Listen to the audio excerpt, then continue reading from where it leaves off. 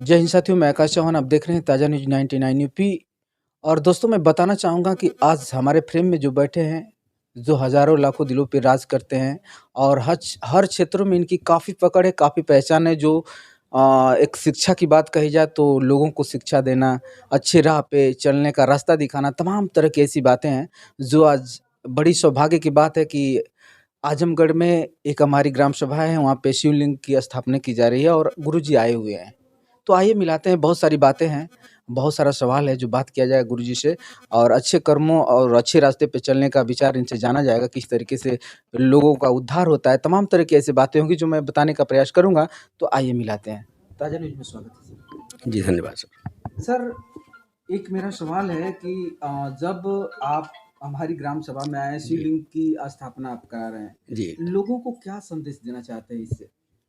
सर्वप्रथम तो सबको ये संदेश देना चाहते हैं कि अच्छे मार्ग पर चलें, जी, भक्ति के मार्ग पर चलें और इतना प्रसन्न होकर के मिल-जुल कर सभी लोग जो इस तरह से इतना बड़ा यज्ञ कर रहे हैं, जी, इसके लिए सबको धन्यवाद देता हूँ। जी, और भगवान से प्रार्थना करता हूँ कि सबके अंदर भक्ति का संचार भरें, जो अच्छे मार्ग पर लोग चलें। जी, जी। सर, देखा जाए तो आए दिन माननीय मुख्यमंत्री योगी जी जी, सनातन धर्म की बात करते रहते हैं। जी। सनातन धर्म के बारे में क्या कहना चाहेंगे सर?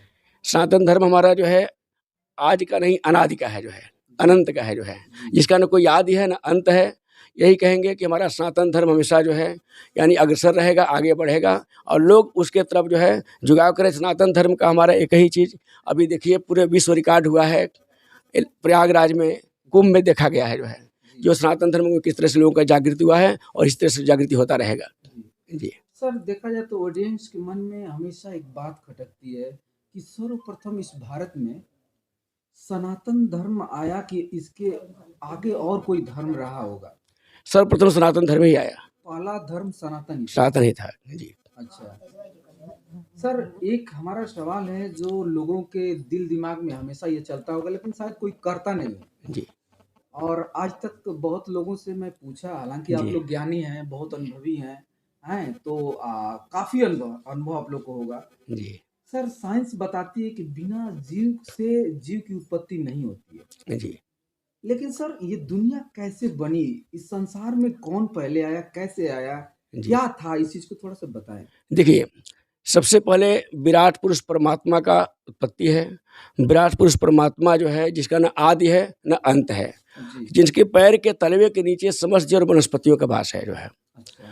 तो सबसे पहले जो है यानी यानी भगवान ब्रह्मा जी की कृपा से जो है यानी कि मनु शतरूपा इत्यादि उत्पत्ति उनका उत्पत्ति हुआ। चूँकि कथा बहुत लंबा हो जाएगा, जी। इसे हम संक्षिप्त में कह रहे हैं कि उत्पत्ति मनु शतरूपा के द्वारा हमारा सब वृद्धि हुआ है जो है।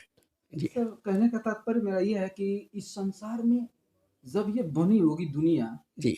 तो कोई न कोई तो ज़रूर आया होगा। वो अनंत है, विराट पुरुष परमात्मा जिसका न आदि है न अंत है, उसी से उत्पत्ति हुआ है।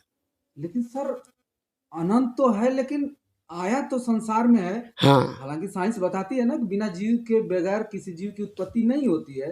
तो जो आप बता रहे हैं, जो शक्ति जो आई है, उसका भी सर्वप्रथम ब्रह्मा जी के नाक छींक आया उनका जो है हुँ, और ब्रह्मा जी के नाक से जो है छींक आया तो सबसे पहले जो है यानी कि शुक्र की उत्पत्ति हुआ, जो पाताल लोक में पृथ्वी चली गई थी जी, और भगवान अपने उस नोक पर जो है यानी जो उनका दाँत होता है उसमें लेकर के बाहर निकले जो वहाँ से और उसके ऊपर पृथ्वी का चूँकि प्रजा उत्पत्ति किया जाए, लेकिन बसाया कहाँ जाए, पहले तो सवाल ये उठता है जो है। जी, जी। तो ब्रह्मा जी अ, यानी जब छींक उनका आया तो उसमें से सूखा रूप से जो है भगवान उत्पन्न हुए और भगवान जाकर के सीधे जो है यानी पाताल लोक से पृथ्वी को ऊपर ला करके रखे। उसके बाद प्रभु जो है सृष्टि की रचना की ब्रह्मा के द्वारा ही रचना किया गया जो है। हालाँकि देखा जाए तो जो विष्णु जी की बात आप कर रहे हैं, तो विष्णु जी का भी तो अवतार हुआ होगा किसी न किसी ब्रह्मा जी का शक्तियों से। उत्पत्ति भगवान विष्णु से ही है, उनके नाभि कमल से है। अच्छा। जिनकी उनकी उनको उत्पत्ति वहीं जैसे से है, उनकी भी उत्पत्ति तो कहीं से हुई होगी। जैसे जो है यानी कि वह पुरुष जिससे उत्पत्ति उनका हुआ है, उसका तो बता रहे कि अनंत है, ना आदि है ना अंत है कोई जो है। यानी उसका कोई पार ही नहीं पा सकता है। हालाँकि देखा जाए तो ये अपने आप वो में एक बहुत। शक्ति विशेष रूप से वो शक्ति है जिसके माध्यम से उत्पत्ति हुआ है। सर, हाँ, देखा जाए वैसे तो ये अपने आप में बहुत अजीब और बहुत बड़ा सवाल है सर। जी, और अभी देखा जाए तो भरपूर जो चाहिए जवाब नहीं मिल पा रहा है, हालाँकि बहुत बड़ा ये मैटर हो जाएगा। बात करने में। इस पे हम लोग थोड़ा सा चर्चा करेंगे बाद में, लेकिन सवाल बहुत बड़ा है। जी मुझे जवाब नहीं मिल पाया जो चाहिए हो, लेकिन सर चलिए इस बात को छोड़ते हैं, थोड़ा सा आगे आते हैं। जी कल सर माननीय सांसद धर्मेंद्र यादव जी अपने ही कर्म भूमि जो उनकी है, जी और ये कौन सा गांव है, अमारी गांव, हमारी गाँव। यहाँ पे आए हुए थे और काफी बातें हुई। और देखा जाए सर तो एक बात थोड़ा सा मन में खटकती है हमारे, जहाँ भी देखा जाए तो ये आते हैं तो यहाँ धर्म स्थल था, पूजा का स्थल था। तो क्या लगता है यहाँ पे भगवान का जयकारा होना चाहिए या समाजवादी पार्टी की जयकारा? देखिए, यहाँ कोई भगवान के आगे कोई समाजवादी पार्टी, कोई भाजपा पार्टी, कोई पार्टी नहीं होना है। जी यानी यहाँ सिर्फ भगवान है, उनको आना चाहिए, तो आकर के भगवान के बारे में लोगों को बताना चाहिए, जी हमारे धर्म के बारे में बताना चाहिए, जागृत करना चाहिए, न कि अपने समाजवादी पार्टी के बारे में जो है। जी जी। उन्होंने जो किया वो समाजवादी की पार्टी में ही अपना प्रचार किया विशेष करके जो है। हालांकि जो उनके चहेते हैं, जी हालांकि धर्मेंद्र यादव जी ये भी कह सकते हैं कि मैंने ये गलती नहीं किया, हमारे लोग बोल दिए, समाज को मैं कैसे रोक पाऊंगा। तो उनके जो चहेते थे उनको क्या संदेश देंगे कि ऐसा करना सही है या गलत है? गलत है, ऐसा नहीं करना चाहिए था। और गत कुछ साल हाँ, पहले में उनका स्वागत है और प्रभु के दरबार में प्रभु का दर्शन करें और लोगों को प्रभु के बारे में बताएं, अपने सनातन धर्म के बारे में बताएं, अपने कर्म के बारे में बताएं, क्या करना चाहिए उनको जो है, जी ये होना चाहिए था। सर लास्ट सवाल मेरा आपसे है।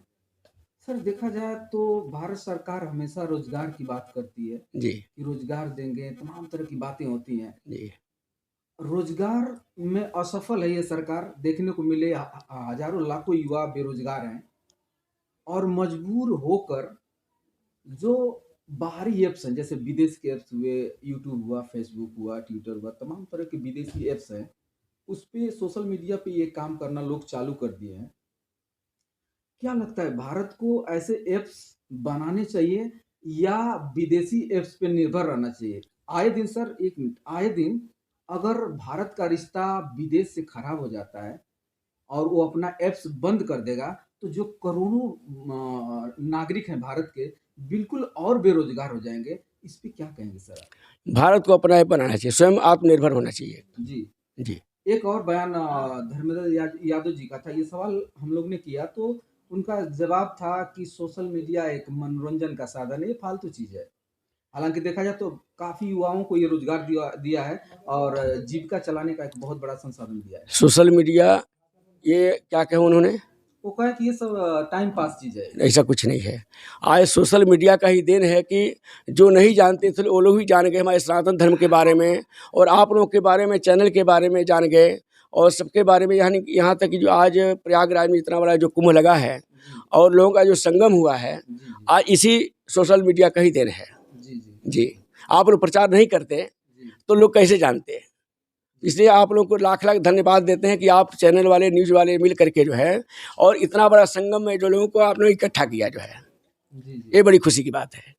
देखा जाए सर तो आप लोग बहुत बड़ी शक्ति हैं जो समाज को काफी जी विश्वास में बांध के रखे हैं। अच्छे रास्ते पे चलाने का आप लोग ने प्रयास हमेशा आप लोग करते रहते हैं। और लास्ट मेरा सवाल एक और होगा कि देखा जाए सर तो जातिवाद जो है चरम सीमा से ऊपर जा रही है। जी सर क्या लगता है, आप लोग काफी अनुभवी हैं, जातिवाद इस भारत में होना चाहिए या नहीं होना चाहिए, बिल्कुल नहीं होना चाहिए। आपको ऐसा नहीं लगता सर कि जातिवाद काफी बढ़ता जा रहा है नहीं, बढ़ रहा है, लोग कर रहे हैं, लेकिन ऐसा होना नहीं चाहिए, करना नहीं चाहिए। देखिए, हम उस मठ से हैं, जी हम गोरखपुर गोरखनाथ मंदिर से हमारा अध्ययन हुआ है, जी जी और महाराज माननीय योगी आदित्यनाथ जी के जो है उस मंदिर में रहकर हमारा अध्ययन हुआ है जो है। अच्छा वो ऐसा मठ है कि छुआछूत को और जो है हमेशा के लिए वो दूर करता है।